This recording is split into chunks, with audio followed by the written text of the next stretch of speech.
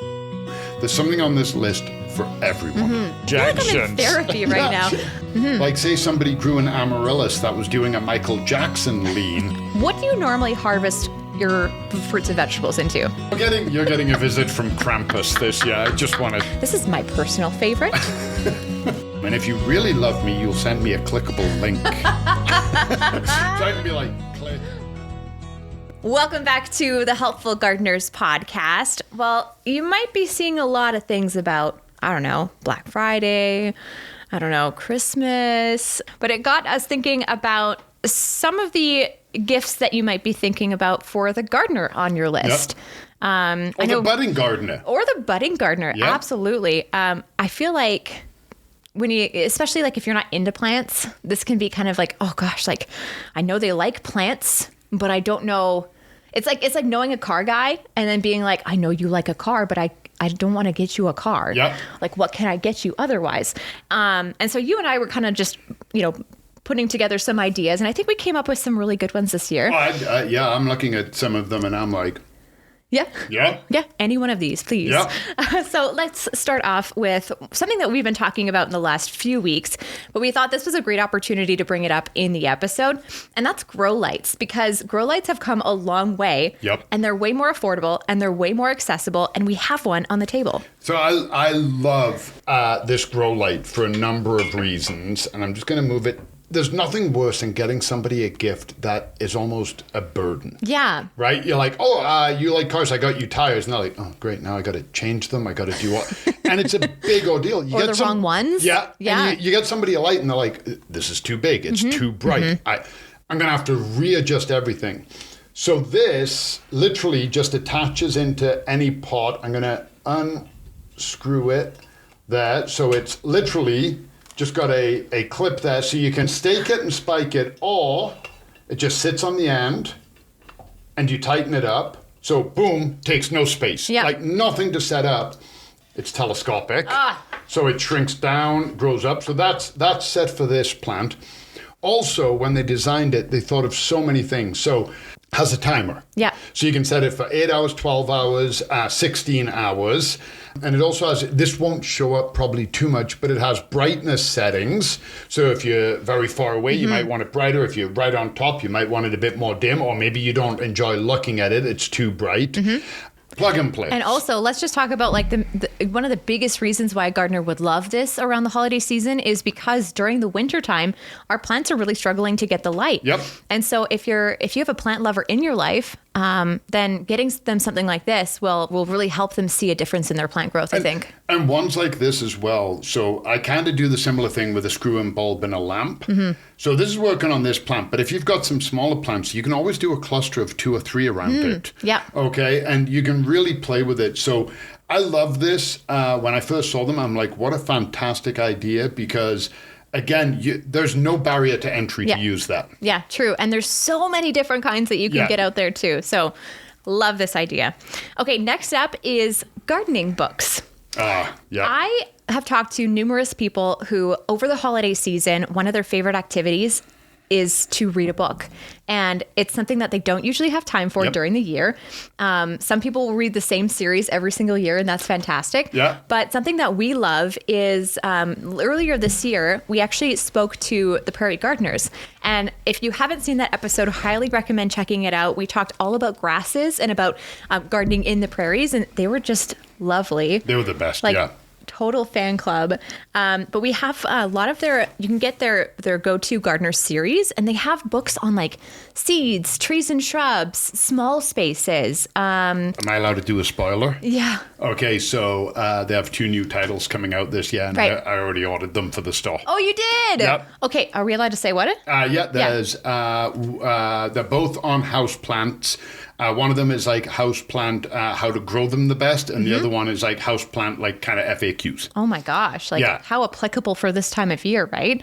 Yeah. So again, that's the Prairie Gardeners go-to guides. You can search them up online. You can also buy them at Golden Acre if you're in the Calgary area.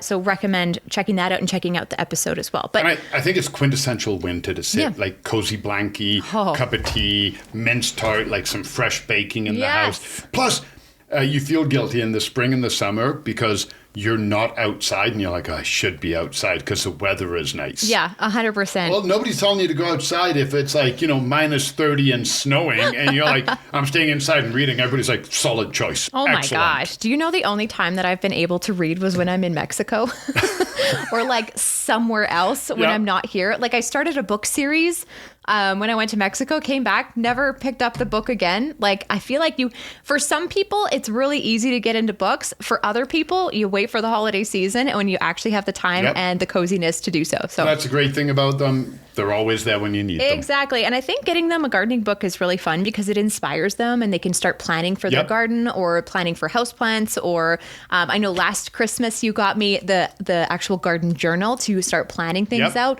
which is fantastic because now that we have a house, it's going to be a nice winter project to get into. So start sketching and doodling. Books, always the answer. Okay, next up, harvest baskets and harvest aprons.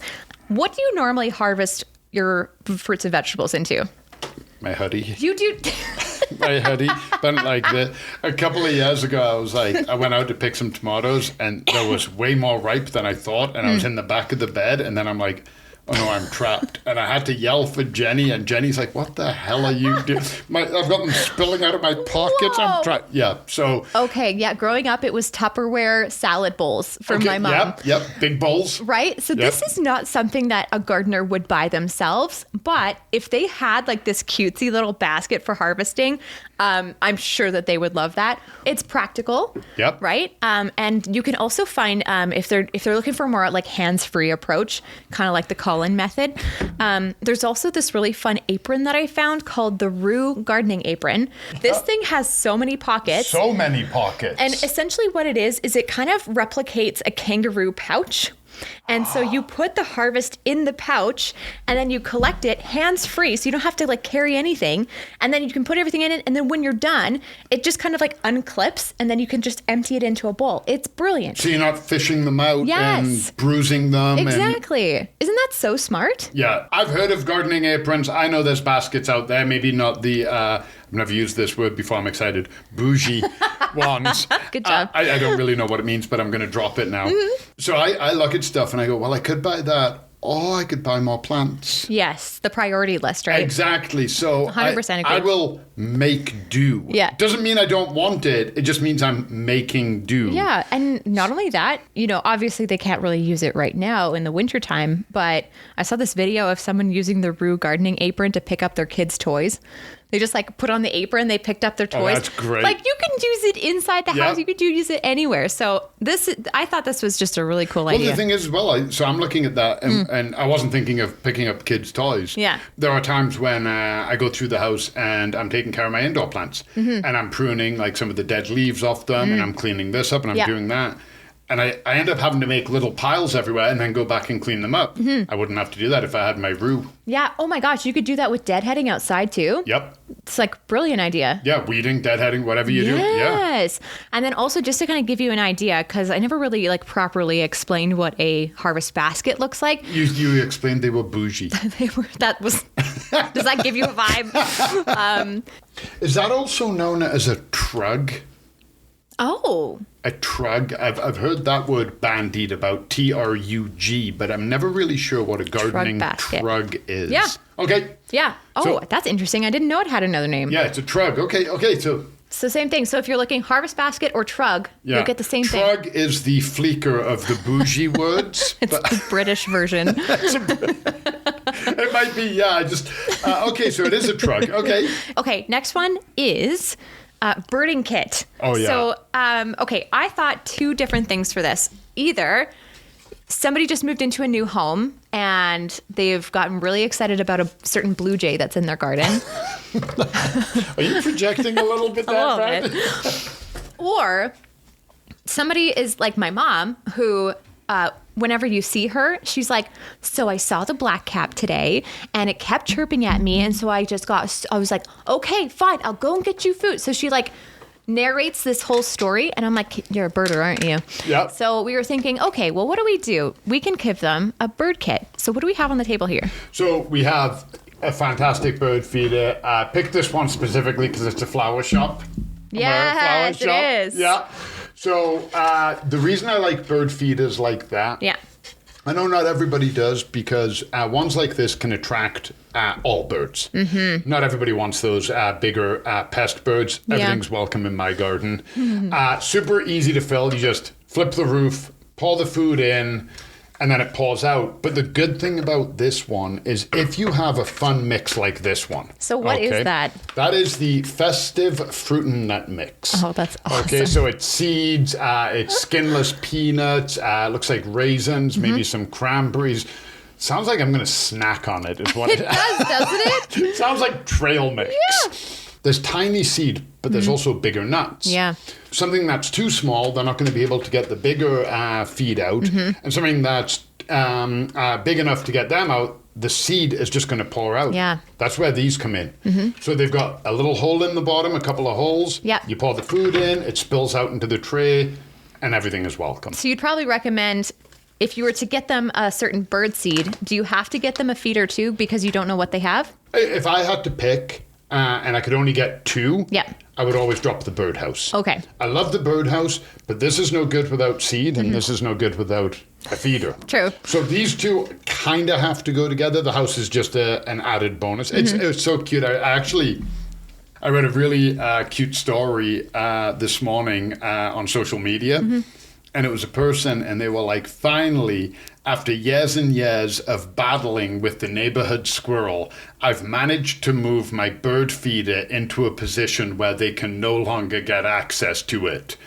It sat there for 2 days looking sad, so I put them up their own feeder. Oh my gosh, no way! And I'm like, I love this person.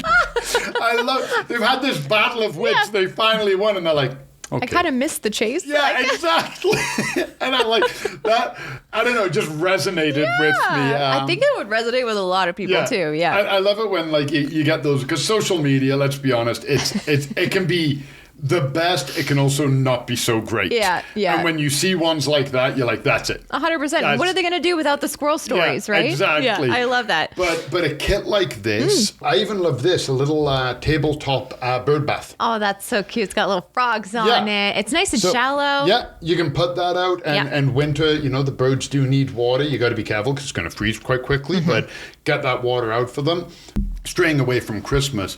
But what a great housewarming gift for somebody. 100% a housewarming gift. This is something that I would appreciate. So, and especially like if this is their first home. You would probably appreciate big things that maybe would attract things like blue jays. I'm telling you, I'm going to win over that blue jay. Yeah. All right, next up is trellises and moss poles. Yeah. So if they have plants and you're like, I don't want to give them another plant, or maybe they need some support structures. Spoiler alert, Brad actually asked for like a new pot for his birthday and like a little support structure for his monstera that he is very attached to.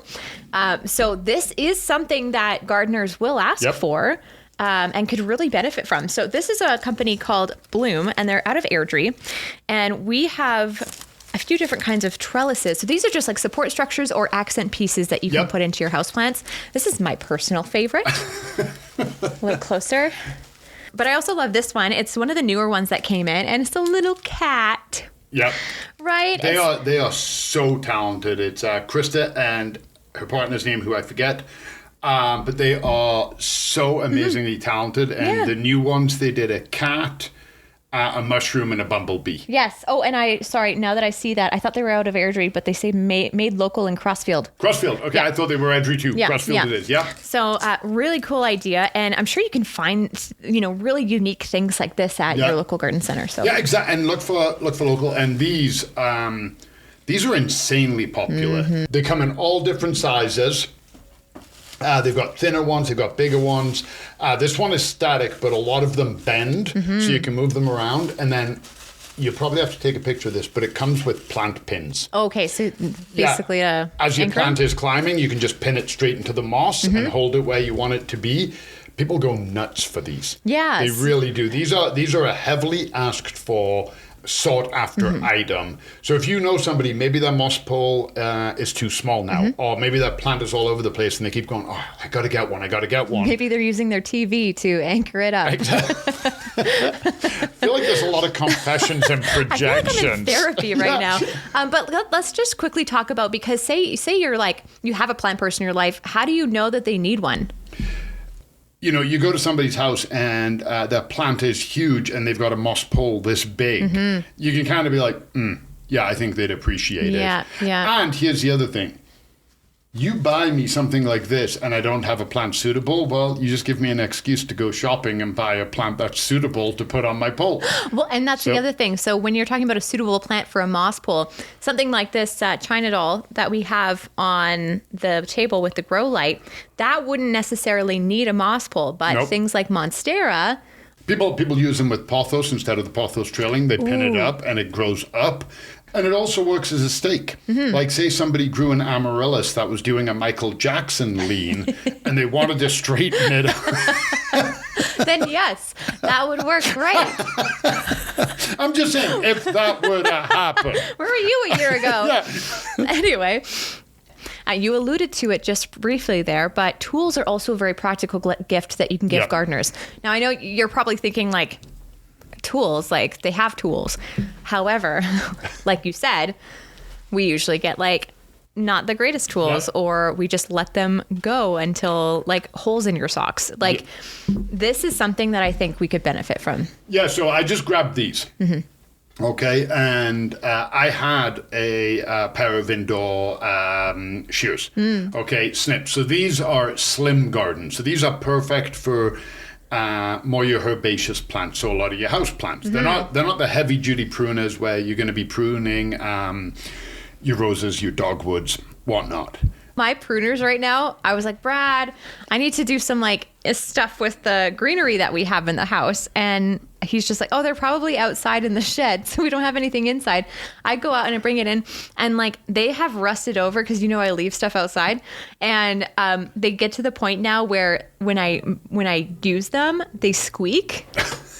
And again, I'm like, oh, these are fine. They still work. I hate it when you use them and you snip and they stay closed and you've got to pop them open and then, but my outdoor pruners are very high end. I just take them apart, clean them, sharpen them, and they're good to go again. There is no gardener that I know personally that have high end, good tools everywhere because again, shovels have got jaunty angles or they've been sharpened so much they're at like a real good point now, but they just keep using them.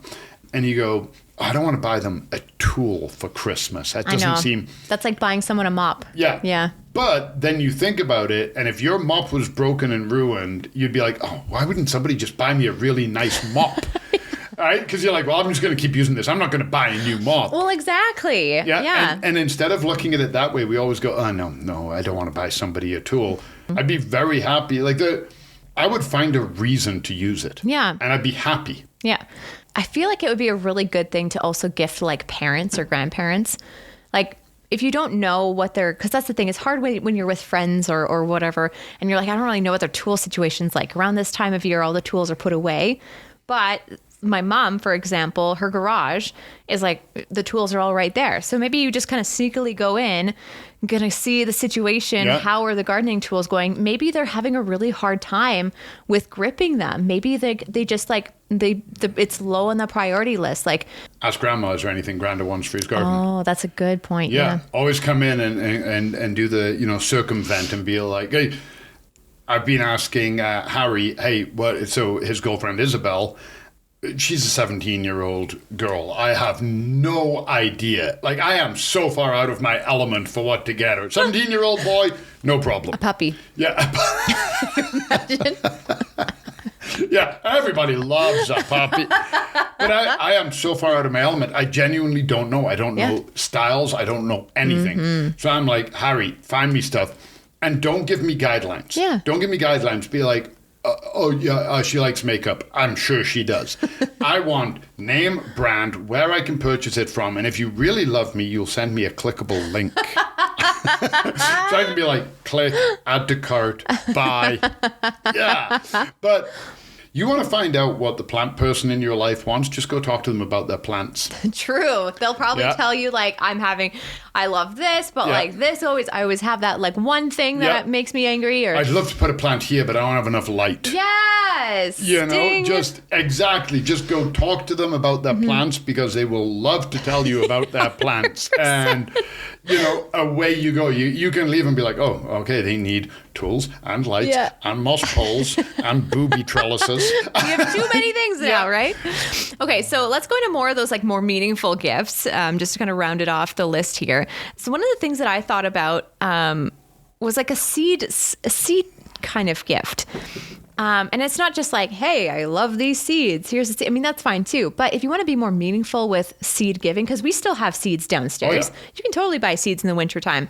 But why don't you create a seed packet basket featuring seeds that are from a memory or from a place that you visited? So the thing that got me thinking was we recently went to Scotland this year, and I noticed that there was just like different flowers, and my mom always loved spending time watching the flowers. There's this butterfly garden outside of our Airbnb, and she was just out there observing all the flowers and all the butterflies and everything. And while you can't, bring seeds, there's like guidelines and whatnot, so you have to be careful about what you bring back. But how meaningful would it be to put together a curated seed packet that they can plant next year, and then think about that memory or the kind words that you said to them about how you make them feel. Like that, I think would be such a good idea. And it doesn't even have to be the exact same flowers. It can be a butterfly garden because they loved it. Mm-hmm. But like I thought of you, when they plant that, they're going to think that you thought of them because of Scotland, and they'll think of Scotland when they look at it. Exactly. And that you don't have to replicate the flowers there. You probably can't replicate half of them, right? Because of the climactic zone. But you can replicate the memory. Exactly. And not only that, say you didn't go and travel somewhere, but maybe that special person in your life cooks something, and you could create like a seed packet that's like all of these seeds go to create the thing that you make that I love so much about, about you or about this time of year, or, it could be like a Christmas dinner, side dish, and like here's all the herbs that go into making that, and like I love this about you. Like I just think that's like such, if you can't tell people how much you love them, this time of year, right? Yeah, exactly. What a great way to do that. Yep. Next one is a custom garden sign. So I found some places online where you can actually get like a custom cut garden sign, and you can like put their name on it and everything. I have no problem. People like them. Yay. But I'm not a huge fan of those.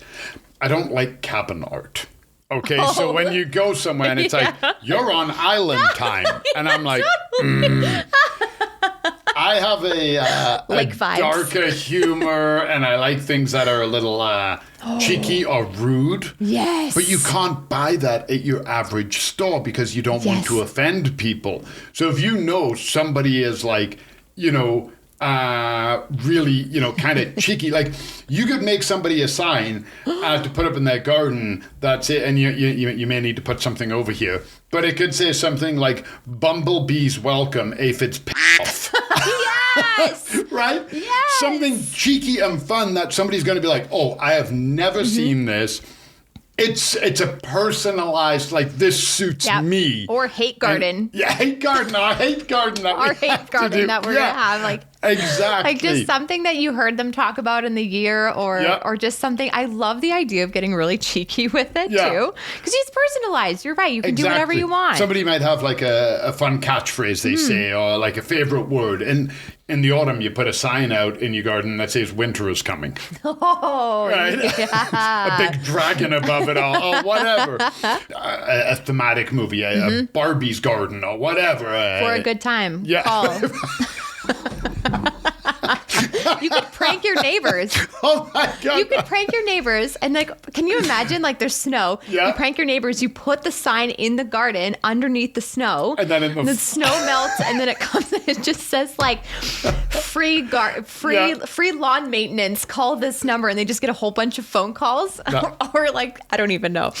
Anyway, I like how we went from being gift to personal to cheeky to like full on prank.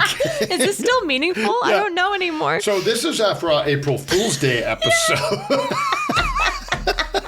This is going to be, that like delayed gratification. This is that gift. You're getting a visit from Krampus this year. I just want to say I'm not. I said nice things. So yeah, totally. If you do that, let us know. because I think we're too chicken to do it.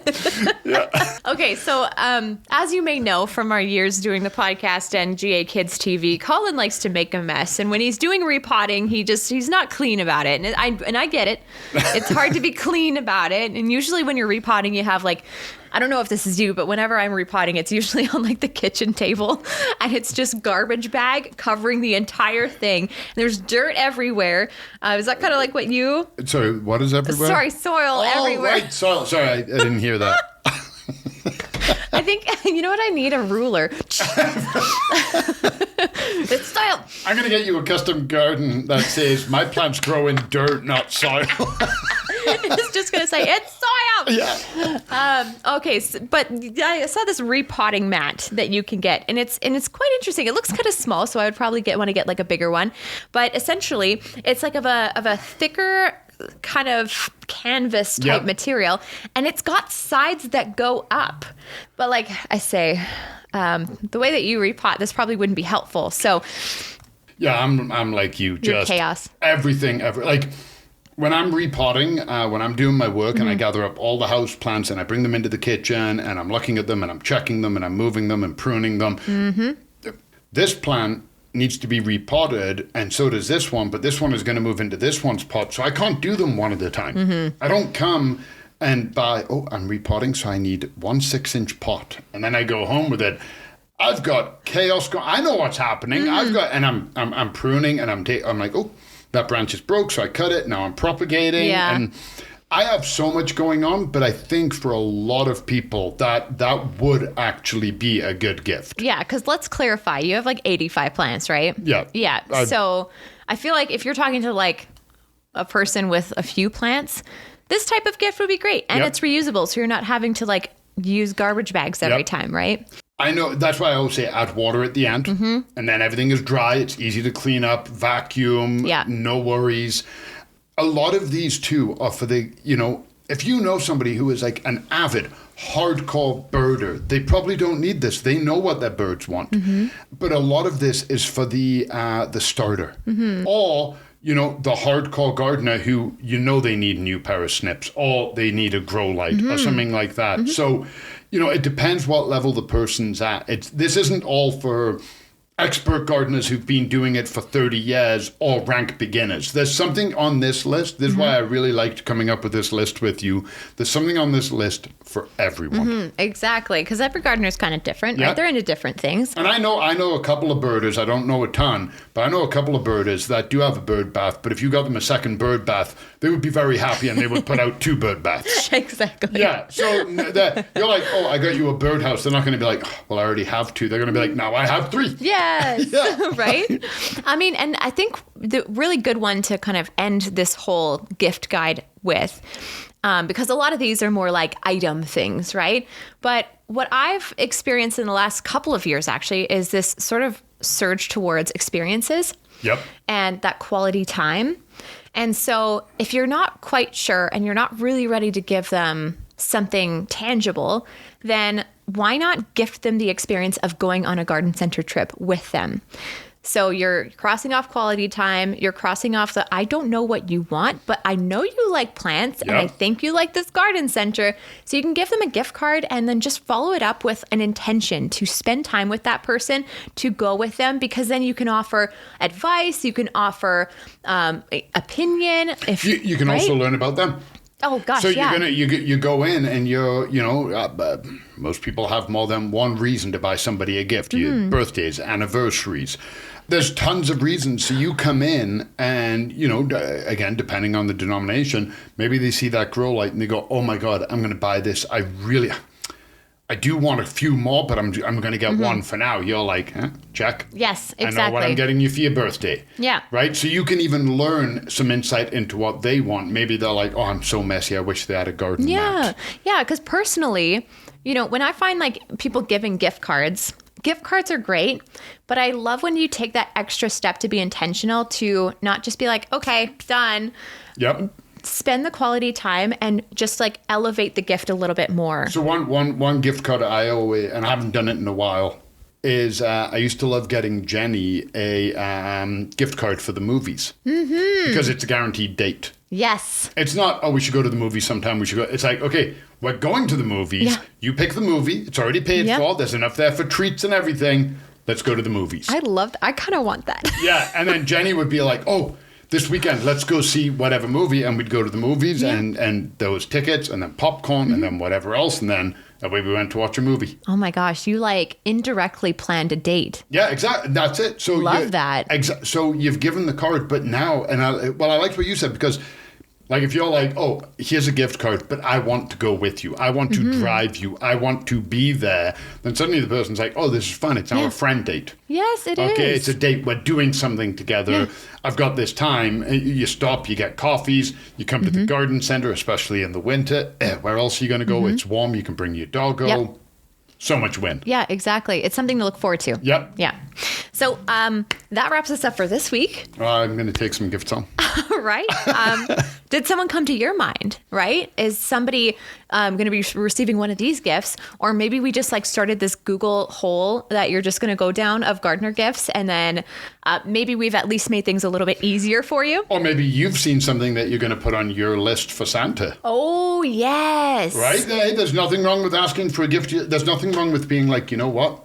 I am going to ask for a new pair of pruners. Exactly. What a great opportunity to say, share this with your friends and loved ones. Oh, I really think you should watch the episode of the podcast at 12 minutes and 14 seconds. Hey, to help you out, we're going to put time codes in the show notes and links to everything. So if you're like Colin and you're like, with the makeup, and just be like, hey, I've put links and everything. Yep. Just look at this time code. Get me this one. Click this link. Yeah, exactly. Exactly. Then we've made it totally easy for you. But that does wrap us up for this week. Make sure to leave us a review and comment. We're over on Spotify, YouTube, and Apple Podcasts. We're video and audio, so whatever fits your fancy. I had a lot of fun with this episode. I love it. It always inspires. I can't take my eyes off that light. I'm like, I know, me too. I keep looking at it. I'm like, this is it. And it's pretty. I like that. It's like, it's white, it's telescopic. Yeah. It's like, it's classy. It's classy. But we'll catch you next weekend. Goodbye, everyone.